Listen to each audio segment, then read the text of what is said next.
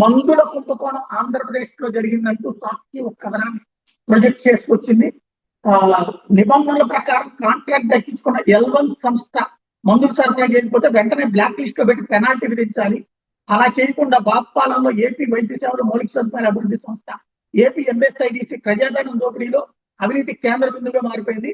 సంస్థ కేంద్రంగా సాగుతున్న దోపిడీ వెనక వరుస గట్లు వెలుగులోకి వస్తున్నాయి. మార్కెట్ లో 1.5 లక్షల కంటే ఎక్కువ విలువ చేయని వాక్యూమ్ ఎక్స్ట్రాక్ట్ పరికరాన్ని ఏకంగా 3,13,000 కొనుగోలు చేసిన దోపిడీ ఉదంతం ఇటీవల వెలుగు చూసింది. ఇప్పుడు బంధువులు కొనుగోలులో అక్రమాలు బయటపడ్డాయి. అజిత్రోమైసిన్ 500 mg 100 మాత్రను 177 రూపాయలకు సరఫరా చేసిన యూనిక్యూర్ ఇండియా సంస్థ గతంలో రేటు కాంట్రాక్ట్ దక్కించుకుంది. ఆ సంస్థ మందులు సరఫరా చేయలేదన్న సాకుతో స్లైడ్ ఆర్గానిక్ సంస్థ ఏకంగా 869 రూపాయలు చెప్తుంది చెల్లించి మాత్రలు కొనుగోలు చేయబడుతుంది. అంటే 692 రూపాయలు ఎక్కువ చెల్లిస్తున్నారు అన్నట్టు ఆరోపణ చేసి